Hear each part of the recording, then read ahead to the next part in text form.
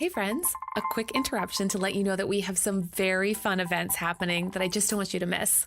I have a really fun event coming up in Washington, D.C. So if you're in the D.C. area, I'm going to be speaking with David Brooks, unbelievably smart and interesting David Brooks, on Wednesday, September 29th. So right away. And you can join us in person, masks and vaccination required to keep us all safe. There's also virtual tickets if you'd like to join. David Brooks is such a fun, engaging person to talk to. So I'm really excited about that event. It's at a gorgeous synagogue called Sixth and I, and it's going to be a really special evening.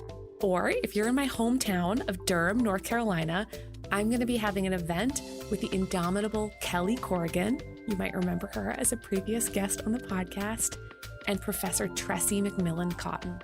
And we're going to be getting together on Tuesday, October 12th. So that's going to be at the Carolina Theater. It's such a beautiful venue. We're going to be talking about faith, hope, and love. And I'm really, really looking forward to that. Plus, we have some really fun parties happening virtually with some of your very favorite all-time, I think, special podcast guests.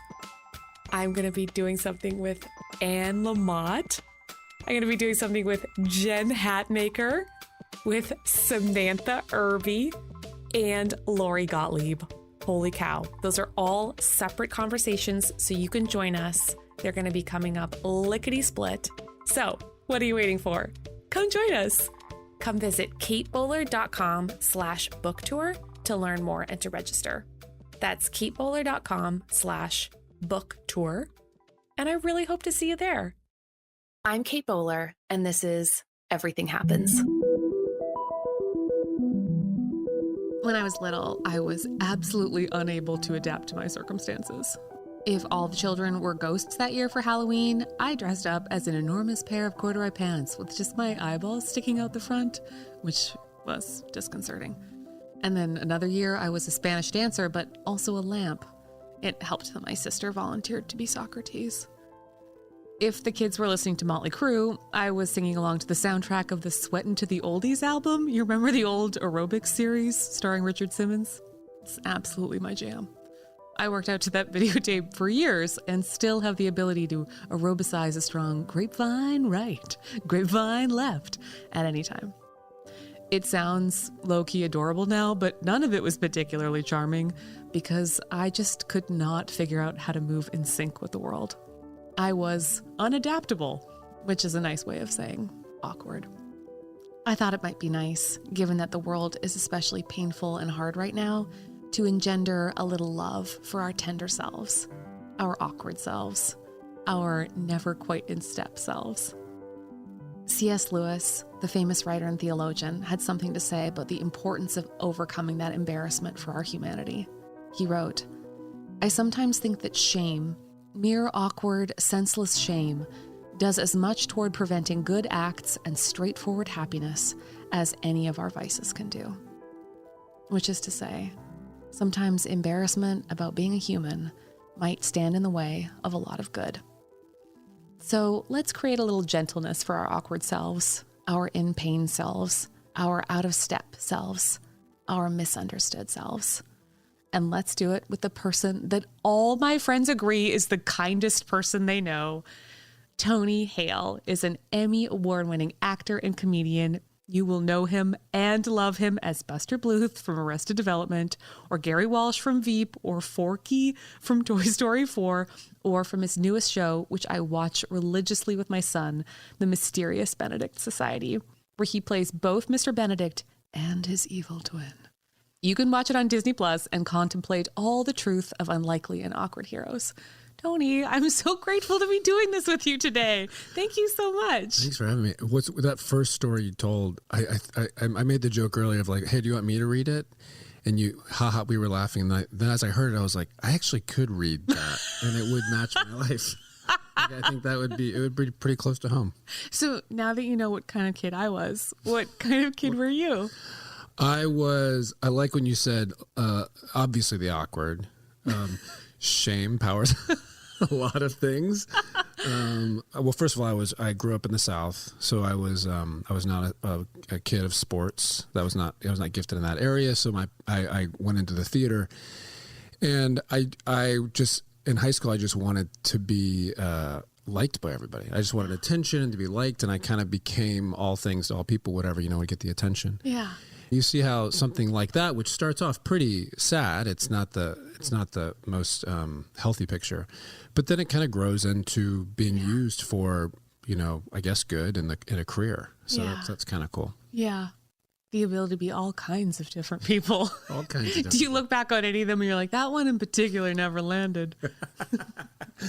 Never.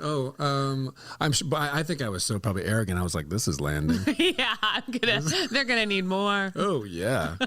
They want a reprise of that. Yeah. And your dad was in the military, so it sounds like you had a lot of transient, adaptable moments. Yeah, I was, let me think, it was before the 7th grade. I think we moved like 7 times. My dad was in the Army, and my sister who connected me to you, Kim, who lives in Raleigh, she's 8 years older than I am. And so we lived in Germany for 5 years, and it was really, we had each other. So we were, my sister and brother and I were really close. But yeah, we moved around a lot. And then the 7th grade is where we landed in Tallahassee, Florida. That's kind of where I kind of went through high school and stuff. And that's when I learned, in the South, football is a faith. Yeah. Football's a religion. I could be someone people believe in, but I'm not. So I'll go do this. I don't think I'm a believer. I don't think I'm a part of this congregation. Yeah, that's right. That's right. I'm going to have to find something else. Yeah, yeah. When you found your home in acting, you have this really unbelievable ability to play wonderfully eager, excited, like endlessly anticipating and awkward characters. And you became a household name when you played Buster on Arrested Development, who if people have not watched this show, is one of my most treasured. They're probably healthier. Probably a more balanced state in their life. Cinematic masterpieces where like he has this never pleasable, corrupt dad and just wildly manipulative mom who he just loves so much. And it's like, it feels hard to like summarize just how awkward the Buster could be just as like camouflage on a wall. Yeah. I kept trying to remember the line that they would give, like, nobody knows her. Yeah. He's neither seen nor heard. He goes, I think he went to a school where the motto, I think it was the Milford Academy. And the motto was, they're neither seen nor heard. And Buster took that literally. He would wear shirts that matched the wallpaper, and he was very proud of that. He would have like his long period of disorientation and confusion about whether he had a hook for a hand and continue to try to give people back massages like unwanted. And some backstory, my hand was eaten off by a seal. So and my mother's name was Lucille, and I was screaming in the water, there's a loose seal, and she thought I was screaming to her. And so it's a very colorful show. It's really fun. And also I was talking about, somebody mentioned the other day about the whole family's like chicken dance. Everybody had a chicken dance. And they said, Tony, why didn't Buster have a chicken dance? And I thought about it, and I was like, I think he had too much respect for chickens. Like, he just loved chickens. He was like, no, I'm not going to disrespect the chicken by making fun of them through a dance. Yeah. Oh, my parents to this day don't get Arrested Development. They said there was one time that my mom called me. I said this somewhere. I apologize if I'm repeating myself, but she says, yeah, our friends really like Arrested Development. We still don't get it. Oh, no. And to this day, they don't. The only time they thought it was funny was when Martin Short was on, and they were like, and this is exactly their words. They said, he was funny. He's funny. And I'm like, all right. Okay. All right, Lucille. That is so funny.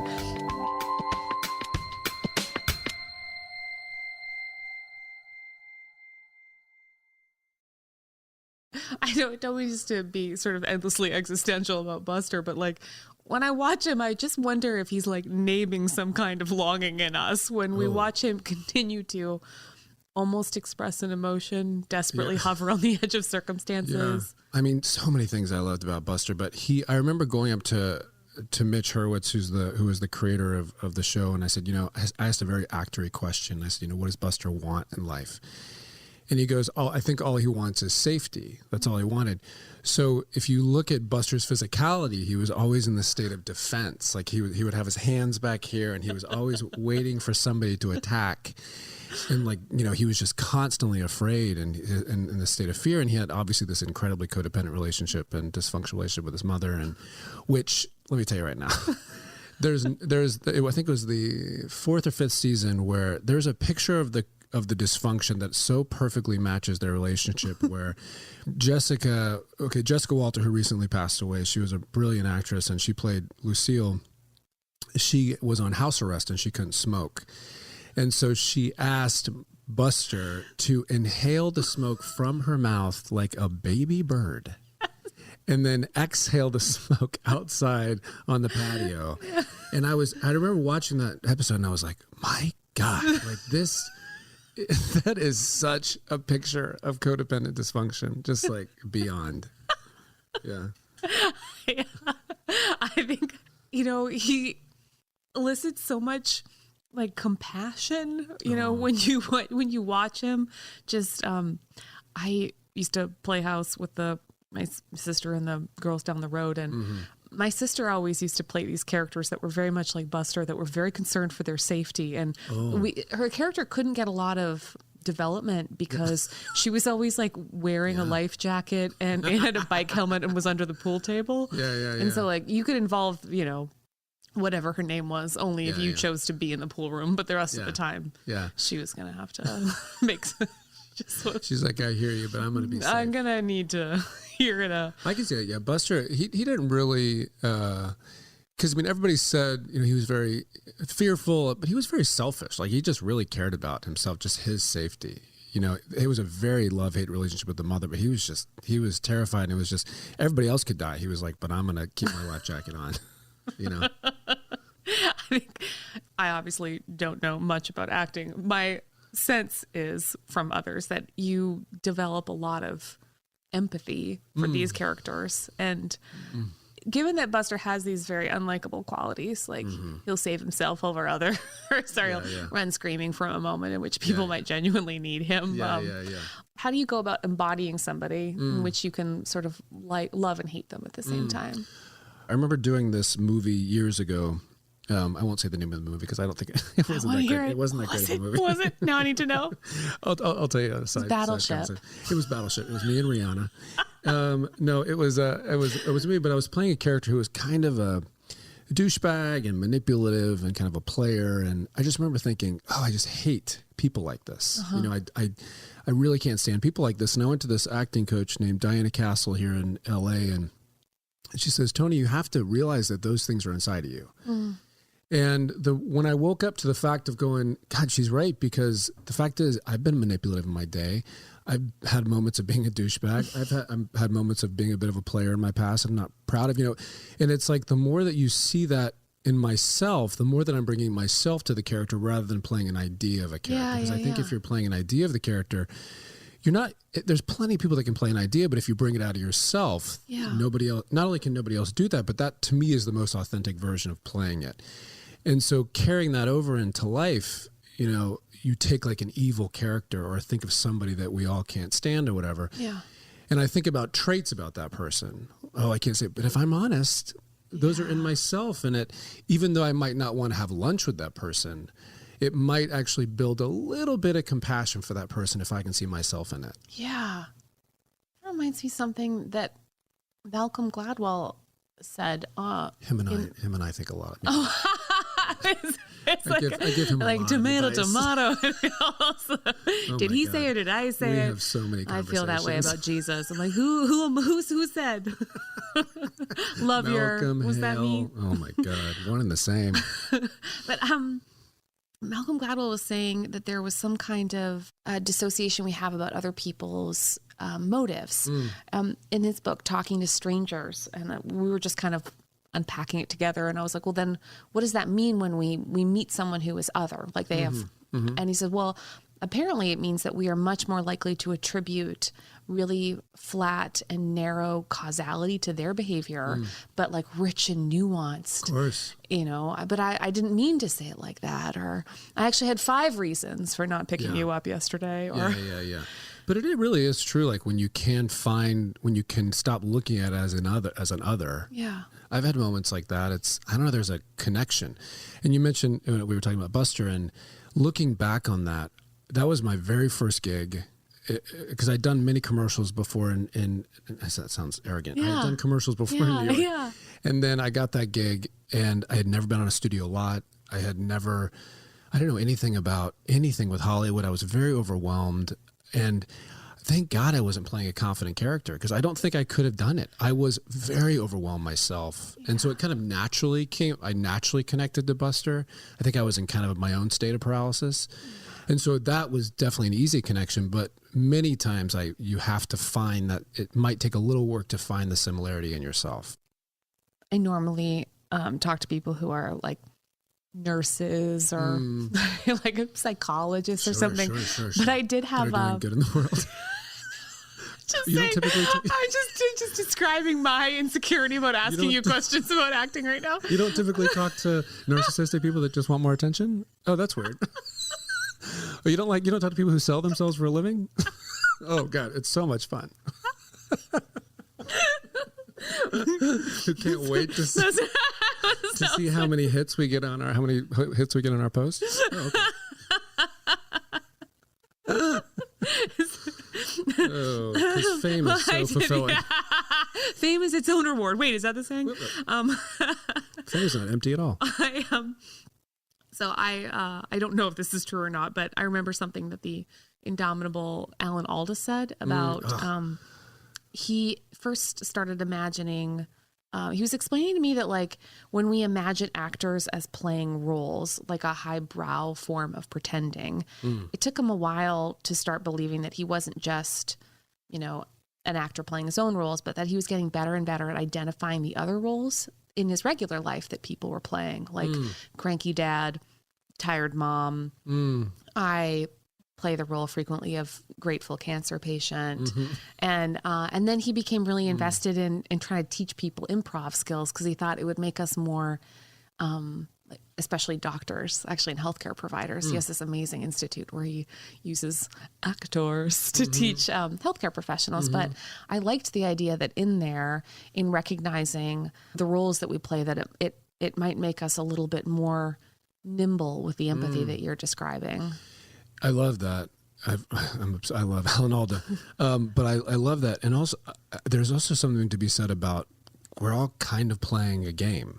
Yeah. This sounds super, maybe too spiritual, but many times I'm just walking around. I'm like, we're spinning on a planet, and I'm just going to Trader Joe's acting like nothing's weird about that. Yeah. And it's like we're all kind of playing a role to manage. Yeah. Now it's very easy for me to fall into judgment and go, oh, that's that role, or that person's playing that role to survive. I'm playing my own role. We're all playing, and I think there's something beautiful about being honest about, I'm falling into this role today just to kind of manage. Yeah. Because this is crazy. Yeah. We're all going to die. Yeah. What? Yeah, I know. Today's the day you find out we're going to die. It'd be amazing if I learned about finitude at this very moment. Glad. Forget Malcolm. Man. Yeah, screw that sounds really upsetting, and I honestly can't believe that like my publisher lets me publish books with the titles that I give them, because they're so depressing. Title is so good. It's but my new one is such a bummer. It's just called No Cure for Being Human. And I'm like, it just feels like something I whisper at like a toddler's birthday party, like into her ear as she's blowing out the candles. Like, happy birthday. No cure, Caitlin. Okay. Happy birthday. I guess one of the commonalities I've always just loved about your characters is like this really the just wonderfully animating neuroses.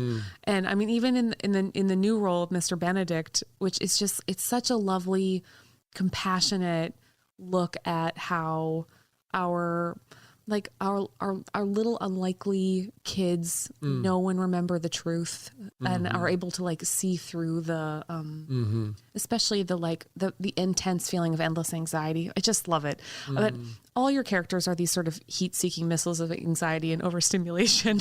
And I just wondered if maybe we could develop a little compassion for our anxious selves. So I thought you would be interested to know that when I asked all of our mutual friends, and this is actually an episode of what's the show where they bring in horrible people from your past? Oh, This Is Your Life. This is your life. This was your news worker, your postal, your postal worker. You just brought in my bully. And I'm like, oh my, now? This was your second grade teacher, Oh, Miss my Linda. God, I don't even remember you. Because I was in such a traumatic You never state. listened to me. I did ask your friends the most common quality about you, and honestly, you know what they said? Oh, when I kind of toxic? No, not toxic. What? They said that you are genuinely the most compassionate listener they know. Oh. I'm serious. Oh, that's nice. They were like, no, he really cares about my dumb problems. Like he really, that's nice. He does really listen carefully, and apparently my stuff seems really interesting all of a sudden. So so in light of that, I asked, we have this adorable community at the Everything Happens Project that have just a lot of like painful humanity. Sure. So I asked if they wanted to send in some of the reality of it all.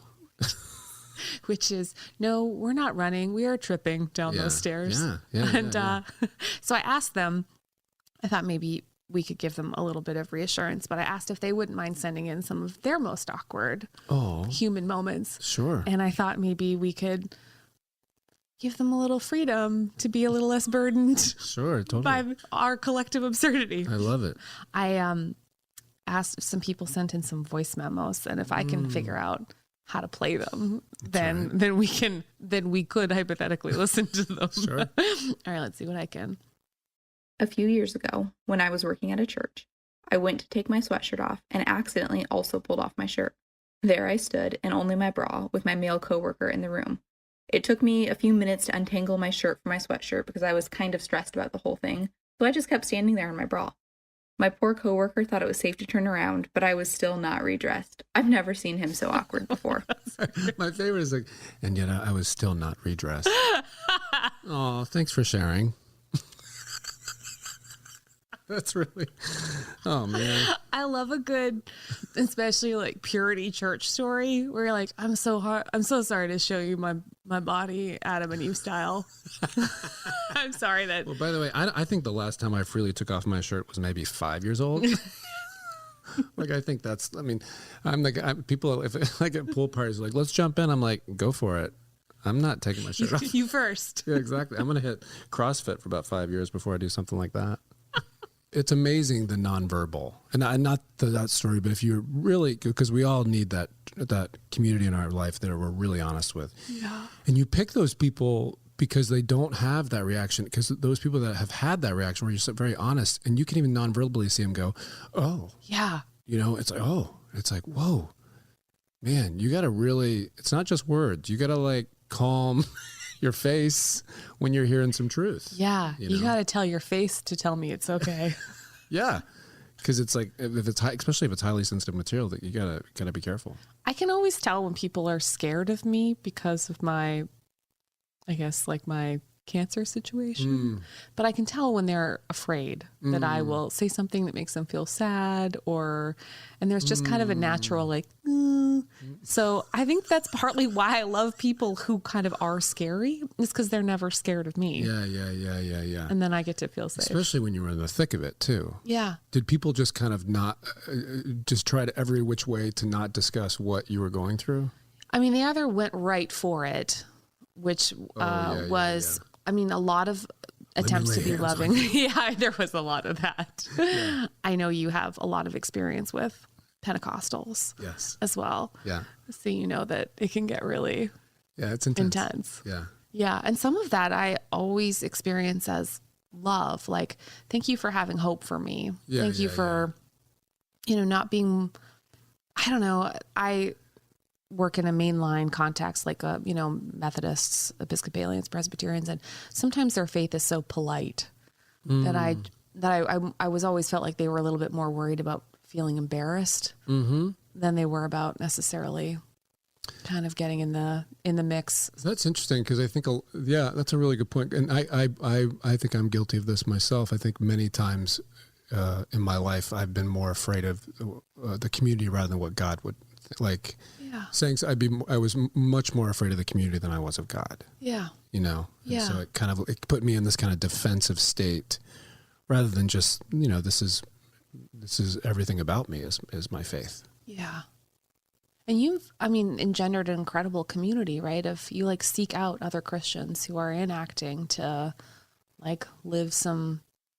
I don't know if it's that specific. When I was in New York. Yeah, I guess that's what I was thinking of. You had this group called the Haven. Yes. When I was in New York, I moved there in '95, and I was meeting a lot of artists who they probably it tended to be a lot of people who maybe weren't doing necessarily, they were all people of faith, but it wasn't necessarily, maybe their art wasn't supported by the church, or it wasn't necessarily, quote, Christian art or something like that. So we would just kind of get together to see each other's work and encourage one another. And we had this time of thankfulness where we would just stand up and say something we were thankful for. And so that was in New York, and it was. If I'm honest, it was pretty selfish because I was looking for friends.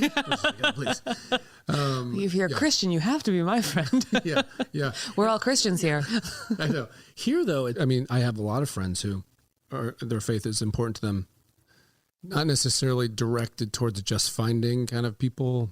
Yeah, that's not such a focus of the arts, but just I think the older you get, you're just finding that authenticity. Oof, this is crazy life, huh?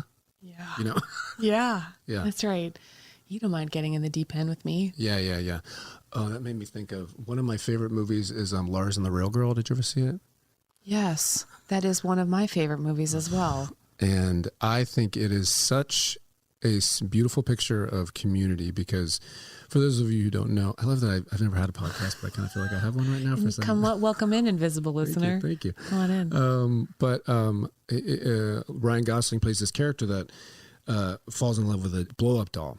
And, at first it was a little strange, but this community, there was nothing sexual about it. It was just, he was a very lonely man and needed connection and stuff like that. And this community of support formed around him. And he got to this place where he had to let go of the doll because he was beginning to see what real community was and that he had lived in isolation and stuff like that. And the most beautiful scene is when he is putting the doll to death and they're just in his living room just knitting because they have no words. They're just around him and just in his space. Yeah. And I'm like, and I'm sure you can appreciate just what you went through, just having that presence around you of just okay, I'm not alone in this, but I don't need any more of your words, Yeah. They brought casseroles. And just sat. They would take her to get her hair done just to give him a break. Yes, and they had to have had plenty of opinions about this man who has this friend of a very lewd-looking doll that he just has an unbelievably chaste relationship with. Yeah. I honestly think if every, especially Lutheran church in the Midwest could play the movie Lars and the Real Girl just to show what it's like to bubble wrap somebody with presence and love. Yeah. And especially when we are I would say every denomination, actually, not just Lutheran. I'd include all churches if we could. I think it was just maybe all faiths. I think it was yeah. I think everybody could get in on. Yeah. Yes. That is such a tender portrayal of giving someone lily pads out of loneliness. Yes. Especially in their awkwardness. Yeah. Oh yeah. There's nothing more awkward than that. But we've all been there. I have 5 of them at home. And it's what I don't need right now is judgment, Kate. So let's just take a step back. It started. I can see you're nonverbal. I have 5 of them, and it's all right. At first, it started out with just a thing for the carpool lane, and then it became something so much more. I got ideas. I'm concerned about that. That one lingering thought.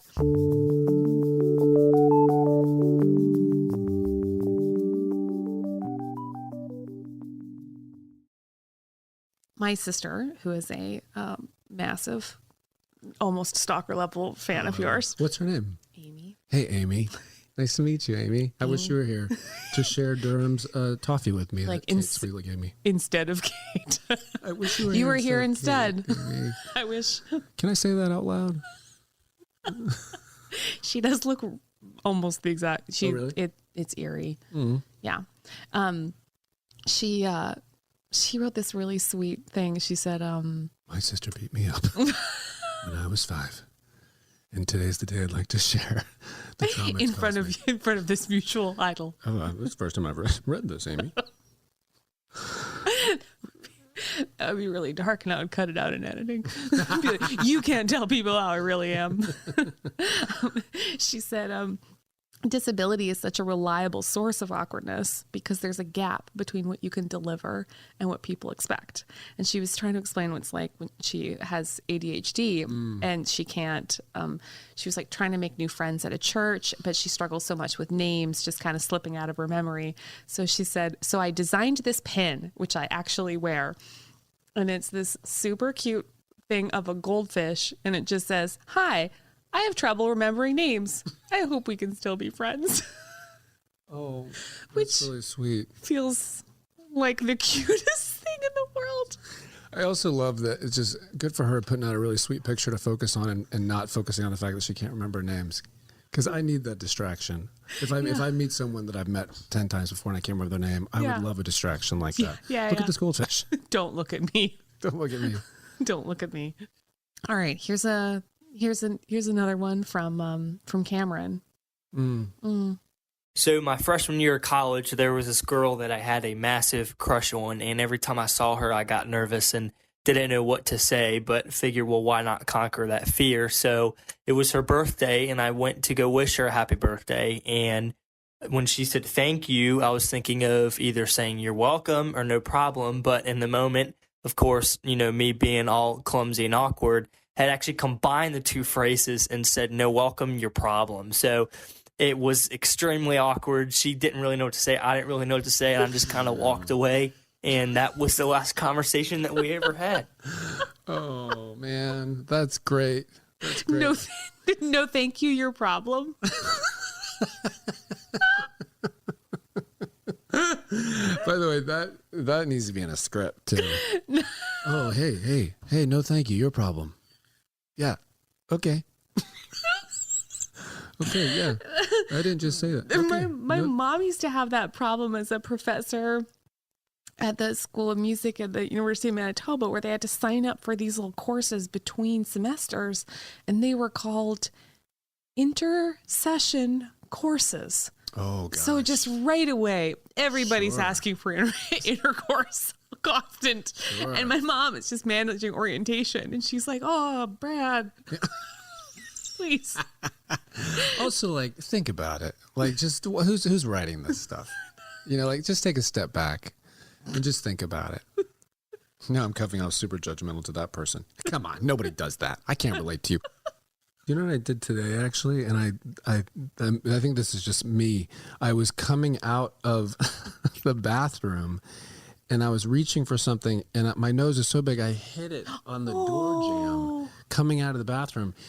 And I thought, my God, my nose is so big that I hit it on the door jam. And I've never been in a fight, but damn, I was like, this is what a fight feels like. Because it was like someone just knocked me in the nose. Oh, no. Right. And I literally had a thought of I'm going to have a black eye for this wonderful woman's podcast. Because it's a visual medium. Okay, what do we got here? This is Amy, a different Amy.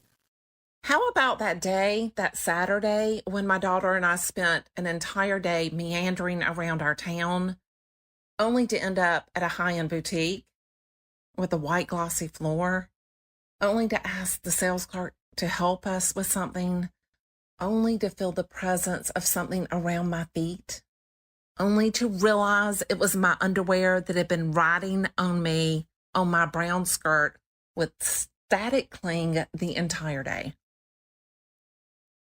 And when the sales clerk came over, I did not have a game face. I knew my daughter was going to recognize these underwear from the laundry. They've got stripes. I still have them as a memento of this day. And the sales clerk came over, and I just looked at her and I said, what is that?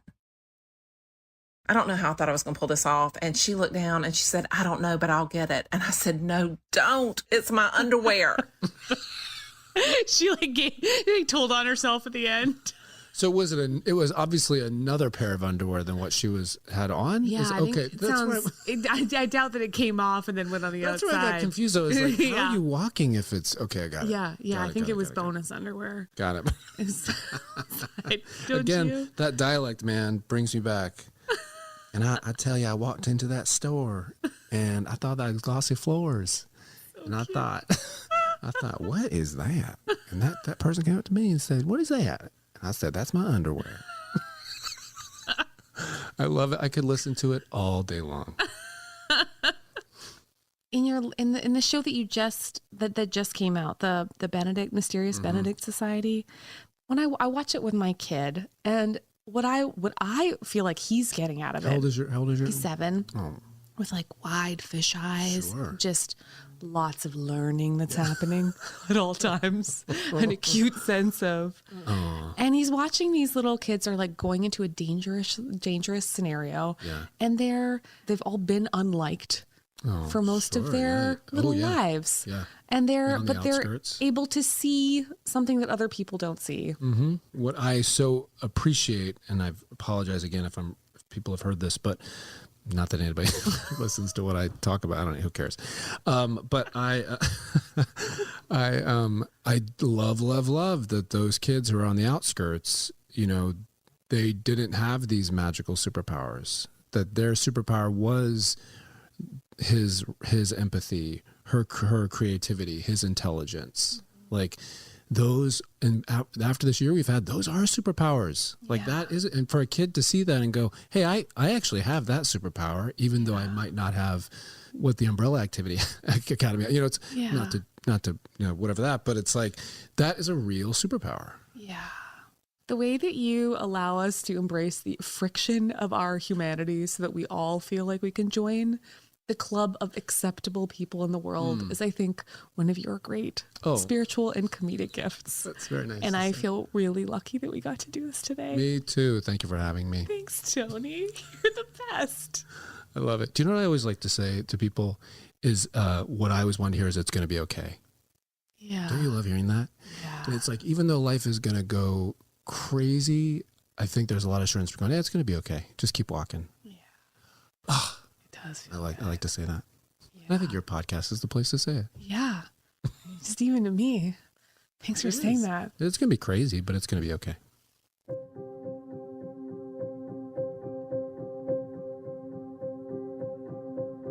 I don't know about you, but this conversation was an ode to my awkward, glorious self. Our awkward, glorious selves. So if you're someone who needs to give yourself a little grace for your perfectly awkward moments, here is a blessing for your regular, lovable, awkward self. Blessed are we, the awkward ones. The ones who can't stop replaying that one horrible moment over and over and over again. Never mind, it's been several years and that person definitely doesn't remember what you said. Blessed are we as we shake off the embarrassment of being human again today. In all our cringe-worthy, foot-in-mouth moments, in our old school photos, the crooked smiles, and the out-of-placeness we felt, or still feel. Blessed are we, remembering with more and more compassion that this is us in all our unwieldy humanity. Maybe humility is something like this: compassion for our awkward self. Because there are no preconditions to being loved. I brushed my teeth with my cousin's Monistat 7 one bleary-eyed morning before church. I only realized it because it didn't break up in my mouth. It was solid gel, not a paste. I was hollering so much, I had to tell on myself. I'm at a ski resort with my girlfriend, who is now my wife, and her family. They got us ski tickets and ski school. I had never been before. They also got us like ski pants, and I didn't even know those were a thing. Not only did I not pass ski school that day, my hips couldn't do the pizza thing. But on my second to last ride down, when I was trying to stop, I ripped my pants all the way through. Everything was hanging out. At this untimely moment, my wife goes, "Hey, we're going up one more time," not knowing I'd ripped my pants. And so, of course, I go up again because I don't really have a choice at this moment. We get to the top, I pull her aside and I show her the damage. She goes, "Yeah, this is our last ride." I was like, "Yes, it is." So I went to the coffee shop, tried to cover the damage that had been done, and drank coffee with an embarrassed and clumsy body. Our work on the Everything Happens podcast and with the Everything Happens initiative is made possible because of our partners and generous donors: Lilly Endowment, the Duke Endowment, Duke Divinity School, and Faith in Leadership, an online learning resource. And a huge thank you to my team, who makes this work not only possible, but fun. Jessica Ritchie, Harriet Putman, Keith Weston, Gwen Hagenbotham, Katie Mangum, AJ Walton, Catherine Smith, Mary Jo Clancy, JJ Dickinson, and Jeb and Sammy. And if you'd like to be a human with me, come find me online at Kate C. Bowler. I also have a weekly email that might be the right dose of love and courage you need. Sign up at katebowler.com/newsletter. This is Everything Happens with me, Kate Bowler.